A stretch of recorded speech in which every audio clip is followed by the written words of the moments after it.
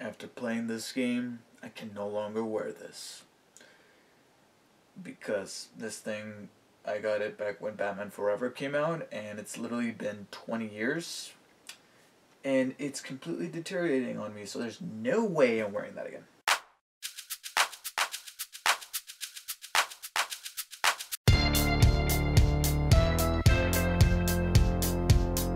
Hello everyone, David here. So in case you don't watch my videos regularly, or you don't follow me on Twitter, or you don't like my Facebook page, you might, and to be honest, I don't blame you for not liking my Facebook page because I hardly update that thing, but do be sure to follow me on Twitter. And of course, subscribe to my videos for more. But if you haven't been paying attention, I love Batman. I love it so much. So it is no surprise that I'm extremely excited for Arkham Knight, especially after hearing that's rated M, so that's going to be, it means that the game's going to be even more intense than usual. So in order to build anticipation for Arkham Knight, here I am to review the only Arkham game in the franchise that is not by Rocksteady, and that caused a little bit of a divide amongst fans of the Batman games. Batman Arkham Origins. And that detail is part of the reason why I kind of skipped on it when it came out initially in 2013. The other reason is because I legitimately did not have a job, so I knew that there were certain games that I wanted to get, like Last of Us and Grand Theft Auto 5, and Batman Arkham Origins, despite being a huge Batman fan, knowing that it wasn't from Rocksteady made me go, I'll wait for a potential discount. And wait for a discount I did, and along with that, I went ahead and bought the Cold Heart single player DLC, which I will review at the end of this video. But for now, let's go ahead and talk about the main game, Batman Arkham Origins. The story for Arkham Origins is that on Christmas Eve, out of all nights, Christmas Eve, the infamous Black Mask decides to put out a bounty on the Batman for, like, what was it, $50 million, and he contracts 8 assassins to go after the Bat and put him down, and whoever does so first gets the reward money, and it is up to Batman to not only get rid of these assassins, but also take care of anything else that might be going down in Gotham City and stop Black Mask before the sun rises, so to speak. And it is there where I think that Batman Arkham Origins is very highly underappreciated, because something that I don't really hear an awful lot of people, especially Batman fans who have been following the Arkham games up until this point, don't say enough of, is actually that this is actually a pretty, I say actually too much, this is actually a really good story. I mean, you know, people give it flack for not being from Rocksteady and the gameplay not being as good, and I'll talk about the gameplay, don't get me wrong, but the story is very, very underappreciated, because this is a really good Batman story. And it's not just a really good Batman story, but it's also a good Bane story and a good Joker story. It is those 3 characters that mainly benefit from the story. Everybody else is kind of here and there, and there's obviously going to be references to other characters from the Batman universe, some that are going to be making appearances in Arkham Asylum and Arkham City, and they kind of foreshadow to certain things in those 2 games. But here, those are the 3 characters that I think that the story really fleshes out. Batman, Joker, and Bane. Out of those 3 characters, I do feel like Bane is the one that gets the shorter end of the stick, but still, the story treats him very well and makes him a very intelligent character, and a character that can easily strike at the heart of Batman and know where his weaknesses are. And we kind of see a little bit of that in the character of Bane in the Arkham Asylum and City games, but not to the level of his intellect in this game, because this is prior to becoming all huge and infused with the Venom. He has a little bit of Venom going on, but he hasn't exactly perfected it to become that monstrosity that he does in Asylum and City, so therefore his brain hasn't been affected that much. And because of that, he knows what to do in order to get inside Batman's head. By now, you could say that we have a little bit of Batman fatigue when it comes to his origin story, because we already know how it went down, and we're kind of doing that all over again with the Gotham TV series. But here, they decided to simply just show some quick flashes of his past with his parents dying. But the main focus of Batman's past during this prequel is actually his relationship with Alfred, because I've never seen it handled this way before. And sure, it doesn't exactly it's not exactly in the spotlight when it comes to the main characters that are being presented here in the story, but the few moments that Bruce has with Alfred, I just haven't seen handled this way before, and especially in the Arkham video game. So I like how they handled these 2 very well and how they fleshed out Alfred. The only thing that I have some trouble understanding is that, according to the story, Batman, or Bruce, has been Batman for about 2 years now, yet the story kind of treats it like he's only been doing it for a few months. Because the way they talk about him, and the way Alfred talks down to him about how this whole deal about becoming Batman is such a bad idea. It makes it sound like he just put on the cape like a few months ago instead of 2 years. Because I feel like after being Batman for 2 years, enough things should have happened in Gotham that it would have made sense for Arkham Asylum to take place almost the next year. But instead, this takes place about 5 years prior to the events of Arkham Asylum. So I feel like the time, I don't know, maybe if there was a real Batman in real life, it would make a lot more sense. But in the context that it is in, I just have a little bit of trouble understanding how time works in this universe. And of course, the Joker. My God, the Joker leaves a humongous impression on you when you're done beating this game. This is probably one of the best interpretations of the Joker. And, you know, I'm not going to compare it to other incarnations of the character like Heath Ledger's, or even down to some of the comic book incarnations like Alan Moore with The Killing Joke.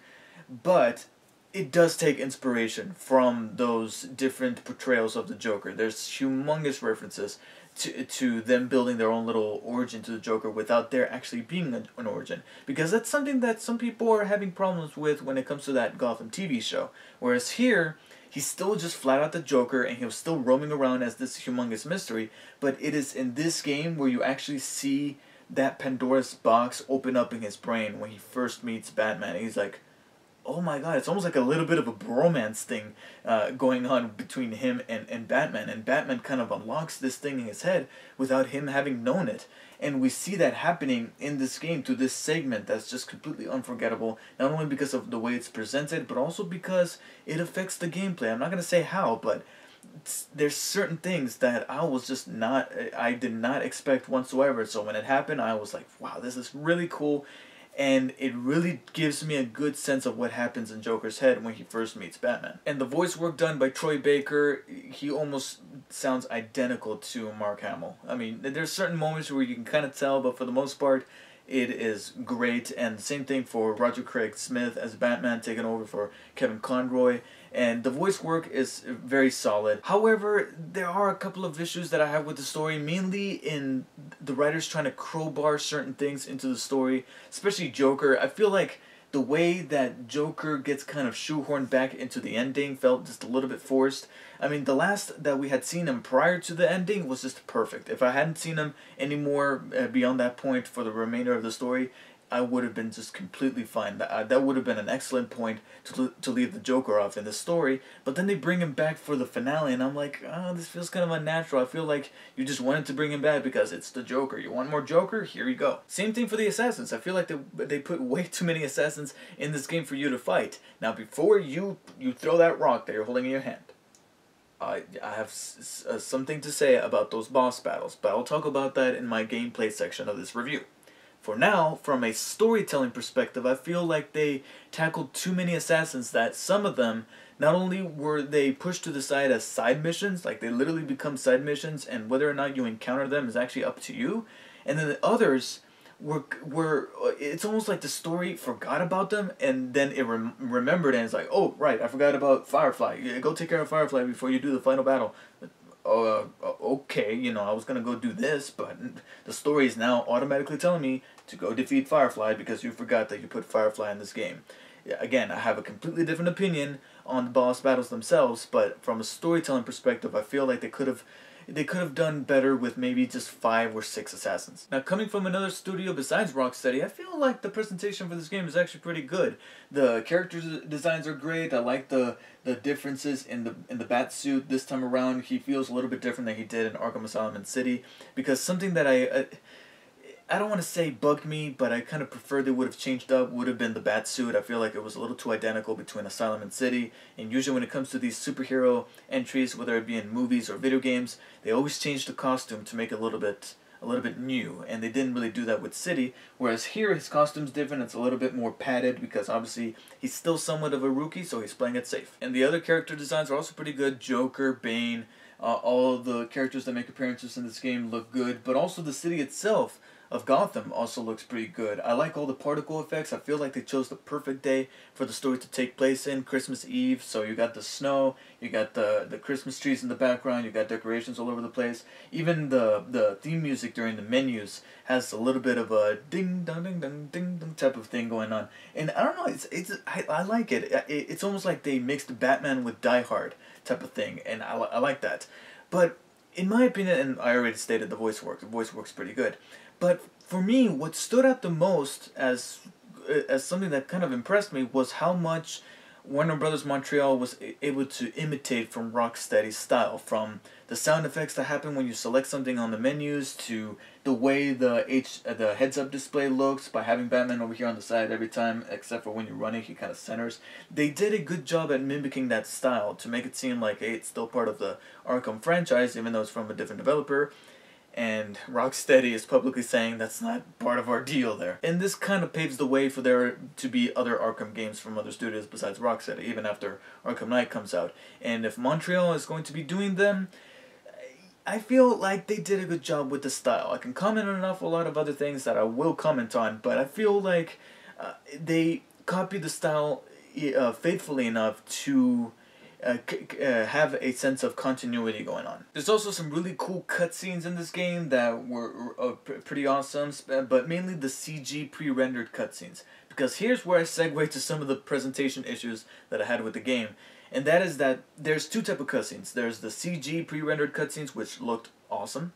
And then there's the in-game cutscenes where they're using the in-game models. And sometimes these in-game models had some really weird, bad lip syncing issues to where some of the words that they were saying didn't match their lips moving, especially Alfred. I don't know what it was about Alfred specifically, but he's the one who stood out the most, because there would be moments where he would be talking, especially with his British accent, but for some reason his lips would flop like he's talking like this. Sometimes certain objectives wouldn't be as clear as others. There were a couple of side missions where I was trying to reach a certain area, but I couldn't, and I kept going back to my map, and it showed that I was right on top of it. And most of the time I would find it because I would realize, oh, maybe it's above me on a higher floor, or maybe it's below me in like some kind of basement. But then there would be other moments where I had to give up on a certain mission, mainly a side mission, thankfully, because I just couldn't find the thing that I needed to find, and nothing would point me in the right direction. And speaking of which, there were I felt like there were certain areas in Gotham City that looked like they were explorable, but they really weren't that explorable. I couldn't really find a way to get to those places. And this also has to do with my last issue, which is the biggest one that not only I have with the game, but I think the majority of people who played it have, and that's that this game is quite buggy. It's really buggy. Sometimes Batman will get stuck in a certain place. Sometimes the cape will kind of pop through, certain objects would pop through. Sometimes, it's just certain issues that just made the thing feel quite unbalanced. And to be quite honest, what's even more offensive about how buggy this game is not so much the bugs themselves, but the fact that Warner Brothers Montreal doesn't even want to bother to make a patch to fix them. Instead, they wanted to focus on the rest of the DLC that they were releasing at the time, and didn't bother with the glitches. Not cool, Montreal. That actually makes me wish you don't make any more Arkham games. And so here we go. This is the main subject of Arkham Origins that left a huge divide amongst fans of this franchise. And that was the gameplay. Much like with how I just said that the presentation does a good job at imitating that Rocksteady style, so does the gameplay. You got the same kind of mechanics by pressing the square button repeatedly to mix these different combos, while at the same time using the triangle button, and I'm using the PS3, so I'm using PlayStation terminology here. But you got a button that you can press to counter attack enemies whenever that little thing appears over their heads. You can counter their moves and then string them together to perform combos. You also got your bumpers that activate batarangs or certain gadgetry, and it's overall the same exact layout that you had to deal with in Rocksteady's games.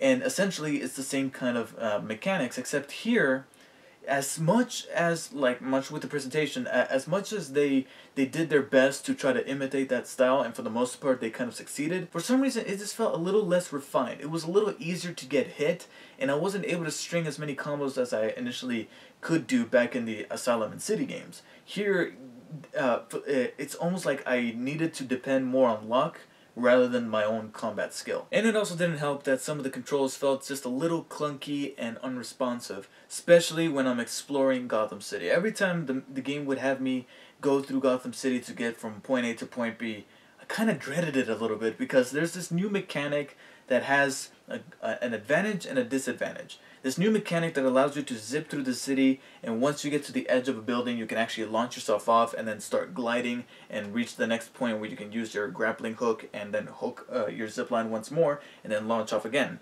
and keep this momentum thing going, and it's almost like you become Spider-Man rather than Batman.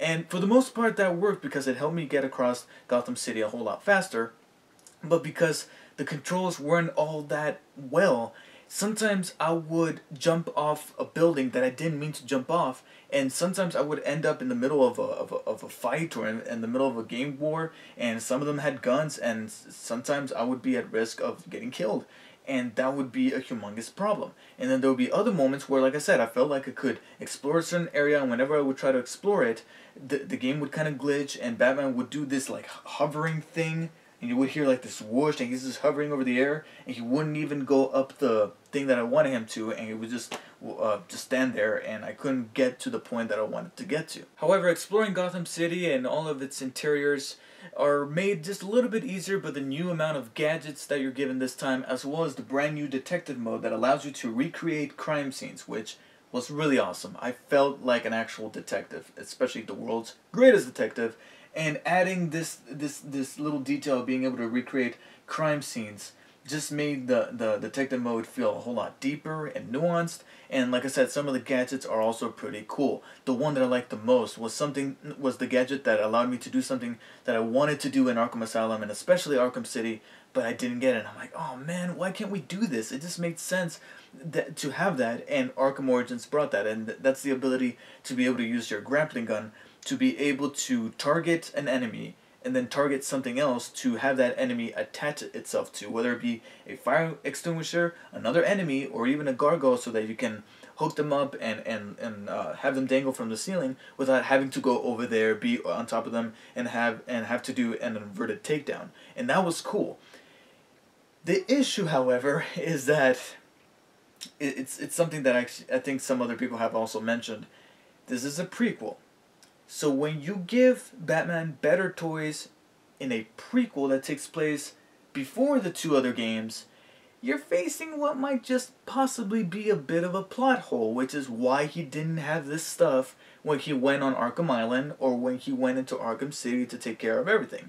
Why didn't he have the cool new detective mode? Why didn't he have the cool gadgets? You can kind of make an argument with the gadgets saying that, oh, he had limited resources. You know, especially in Arkham City when the game first starts, he's actually Bruce Wayne. He has to rely on Alfred to send him that little capsule that has a limited amount of gear in it, especially his batsuit. So he's obviously not going to have every single gadget with him. So you can make an excuse for that. But detective mode, well, you couldn't put this little feature in the cowl in Arkham City? So, when it comes to writing a prequel, whether it be for a movie or a video game, you gotta pay attention to those little details because they're gonna do you in. Okay, so hopefully you put down those rocks because here we go. One of the best things about Batman Arkham Origins that I think everyone can agree on, the boss fights. Boss fights are awesome. I will say that there were a couple of moments when you would fight certain enemies and the game would drag a little bit to where you would press square an awful lot and the game would start throwing you certain waves of enemies and you just needed to string together combos to defeat them. But before that got a little too contrived and repetitive, the game would throw in these boss battles, and each one felt very unique, cinematic, and epic in scope. It really did feel like a boss battle. It felt like I was going up against somebody that can easily defeat me, but of course, I'm the Batman, so I gotta do something about it. And every single one of these boss battles felt memorable and very different from the rest of the gameplay, and they were terrific. I mean, I can hardly think of any boss fight that wasn't that great, to be honest. I mean, all these were good. And there's even one boss fight that is not even a boss fight, and because it's not even a boss fight, it was kind of cool, because when this particular boss gets introduced, there's a little flaw within his character that I'm like, can't you easily do that? And then Batman does it, and I'm like, okay, there you go. Thank you for paying attention to that. And continuing their imitation of Rocksteady, Montreal went ahead and put in some side content besides the main campaign in Arkham Origins, that is very bountiful. There's so much to do on the side after you beat the main campaign. And it's really great that they went ahead and put all this stuff in there. There's certain side missions, like I said, some of those assassins were put in as side missions, so you can go ahead and do that. You also got some other characters making some appearances here. A couple of them I felt like were a little unnecessary, like the Mad Hatter here. He makes an appearance in this game, and I feel like we already had him in Arkham City, and he's not particularly one of my favorite characters in Batman mythology, so I could have done without him here.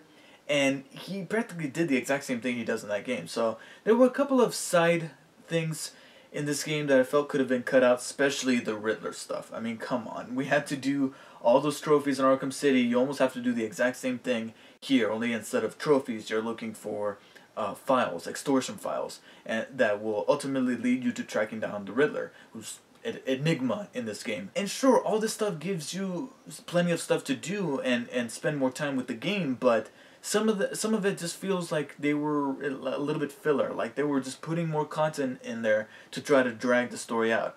But besides that, there were other stuff that I fully appreciated, that I needed to complete. I actually felt a desire to want to complete some of the stuff, especially the assassin missions. I felt like I wouldn't have completely beaten the game if I hadn't done some of the assassin missions like Shiva or Deadshot. And because some of these side missions deal with these certain characters, they also have a little bit of a backstory to them, and I've always liked side missions in games, whether it be RPGs or action games like this, or open world games like this, that have side stories to them. They have a story to go along with it and keep you engaged. I prefer those than fetch missions where a character just says, "Oh, go do this for me, and go bring this back to me because I forgot it." I don't like those missions. So I like it when side missions actually give you a little bit of a story and a little bit of background to some of these characters that are involved with them. And Batman Arkham Origins did that very well. Now, outside of the single-player campaign, you also got the usual challenge maps that you can do, where you can rank up a high score and compare your leaderboards, and also choose different characters to be able to use in these challenge maps.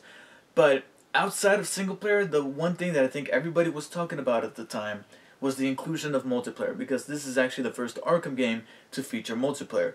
And of course, the first thing that came to everybody's mind was that, oh my god, they're tacking on multiplayer. It's going to be cheap, it's going to be dumb. It's actually not that bad, but it's not that great either. I'm not going to lie, it doesn't really have all that much of a lasting appeal. It does feel just a tad bit tacked on because there's nothing to it that feels very deep, but there are a couple of perks. For one, it's a neat idea. It's a neat and, to me, fresh idea. I don't know if any game prior to the release of Arkham Origins has done something like this. I knew that one of the more recent games that have been released is called Evolve, that kind of does a similar thing here, where you got a number of normal human characters and then you got one more powerful character, and you know, it's like they're going against each other, and there's a different strategy to how each one plays to be able to win the battle. And the multiplayer for Arkham Origins does that same thing, where you got two gangs that would be the two opposing teams in a classic multiplayer faction, where you got Joker's gang here, and then on the other side you got Bane's gang. However, while they're fighting it out, you also got Batman and Robin looming in the shadows, taking everybody out. So you got kind of like three teams without there actually being three teams, because it's mainly just two teams and then two other guys down there with better resources than the other two because of the fact that they're Batman and Robin. And make no mistake, when I was playing as either the Joker gang or the Bane gang, there was that sense of paranoia of not knowing when Batman or Robin were going to swoop down from the ceiling and just take me out. And again, that's something that I thought was kind of fresh to me. And what was also kind of cool is that whenever I played as either the Joker gang or the Bane gang, the game actually allows you to play as either Joker or Bane. And I think that's kind of cool, because they could have easily skipped out on that idea. But after a set amount of minutes, or after a certain accomplishment when you're on either side, the game then allows you to take over as either Bane or Joker. And it also does it fairly by allowing whoever gets to that boss first gets to access their abilities and be able to play as that character, whether it be Bane or Joker. And I think that's pretty cool. And also playing as Batman and Robin, you know, essentially it's the same kind of mechanics that you had when playing as Batman in this game, or even as Robin in Arkham City, because they kind of bring over some elements of that portrayal of Robin over here, especially when it comes to using his bow staff and his little shield that comes out of his staff. And it's the same thing. And there's also a different mode where I don't think you play as Batman and Robin. It's just the two teams going against each other. I can't remember the multiplayer all that very well because some of the servers were a little because obviously an awful lot of people are not going to be playing the Arkham Origins for its multiplayer, so not a whole lot of people were out there for me to play with. But with the little amount of time that I did spend with the multiplayer, it's a neat idea, and it did have a few perks, especially the customization that I was able to use with some of my characters in each gang. But besides that, I seriously do not see myself revisiting the multiplayer for Arkham Origins anytime soon. So before I get to the Cold Heart DLC, and I know that this video is running pretty long, I'm going to go ahead and just give my final thoughts and my rating on Batman Arkham Origins. I feel like there's several elements to this game, especially the story, that I feel are very underappreciated, and people shouldn't overlook it for its pros, because an awful lot of people focus too much on the cons because it's not from Rocksteady, and trust me, some of those cons are well founded, but there's plenty to like about Batman Arkham Origins, and one of those things is the story, and I feel like the story has enough strength to it that I think you should go ahead and look past some of the flaws with the gameplay, no matter how frustrating they are, and give the game a chance if you haven't already. So for that, I give Batman Arkham Origins a solid 8 out of 10. I feel like there were too many 7s and 6 out there, and I feel like an 8 is much more appropriate for this game. Sure, it's not up to par with Arkham Asylum and Arkham City, but it's a commendable effort on Warner Bros. Montreal. Now let's just hope that Warner Bros. Montreal has the decency and the consciousness to go back to this game and put up a patch to fix some of these bugs. And if they even bother to make another Arkham game, please focus more time on some of these bugs and not release a broken game. So now, real quick, let me go ahead and talk about Batman Arkham Origins Cold Heart. And if you couldn't already tell from the title, this DLC focuses on Mr. Freeze, who crashes this banquet that Bruce Wayne was having in his manor to celebrate the achievement of this one guy. I can't remember his name. But anyways, Mr. Freeze crashes the party for his own intentions, and Bruce, as Batman, must track him down and stop him. And this is a pretty cool, neat little DLC. For one, it's actually pretty lengthy. This thing took me around the neighborhood of 4 hours to beat. And that is twice as long as Harley Quinn's Revenge from Arkham City. And I think that's pretty substantial. I feel like there's enough here to warrant that $10 price tag. I'm like, well, I genuinely feel like I got my money's worth. The DLC also introduces the XE suit, the Extreme Environment suit, which Bruce must now wear because his regular bat suit is just not going to do the job going up against Mr. Freeze and all these different enemies that use cryogenic weaponry. So obviously he uses the suit, and the suit does add a few neat little twists to how the gameplay works. Nothing too extreme, nothing that changes the gameplay completely, but some little differences that make it stand out more than just a reskin. And the DLC also bothers to change some of the enemies up, because I found the enemies to be a little bit more challenging this time around, because Mr. Freeze is in charge of them. He gives them cryogenic weaponry. That's the reason why Batman now needs to use his XE suit. But that still makes the gameplay a little bit challenging, because you got some regular enemies with regular guns or regular weapons, but then you got that one guy that has the little Ghostbuster pack that shoots out a freezing ray that can freeze you, and that also causes problems, because then enemies will be able to fire at you and also hit you while you're frozen, and you can't do anything about it except for wiggle your stick. Except to wiggle out of that predicament, and of course you'll be taking damage along the way. So it changed things up, it made you strategize, it made me think of who to take down first before taking down the rest of the enemies. That way I don't take on that much damage. Unfortunately, I can say the same thing about Mr. Freeze himself, because I think that's the only thing detrimental about this DLC, and that is that Mr. Freeze is not a whole lot different than what we got in Arkham City. I feel like we got more of his story in Arkham City than we actually did here. His whole backstory is told through a sequence where you have to recreate a crime scene through your detective vision, and the story is not all that different, it's not all that fleshed out, And also when you do fight Mr. Freeze, it's almost a copy and paste from his boss fight in Arkham City. So I didn't feel like there was a whole lot of originality when it came to Mr. Freeze this time around. Still, I feel like there's plenty in Cold Cold Heart to warrant that $10 price tag, because not only was it lengthy enough to be able to live up to that price tag, but there's also some other stuff to do on the side, stop these gang battles that are going on throughout Gotham City, or at least throughout the portion of Gotham City that you can actually explore. And I feel like there's enough changes in the gameplay that, you know, I definitely recommend checking out Cold Cold Heart. I mean, if you have the season pass, then go right on ahead. If you don't, I feel like this is the only piece of DLC they released for Arkham Origins that will be worth your time and money, because I actually liked it quite an awful lot. So thank you guys for watching. Let me know what you guys thought of Batman Arkham Origins as well as the DLC. And if you haven't played it and would like to purchase the game after watching my review, be sure to use the link in the description below. That would really help me out a lot. I'm really losing my voice, guys. I've been talking for way too long. It's time to wrap this video up. Thank you guys for watching, and I'll see you guys next time.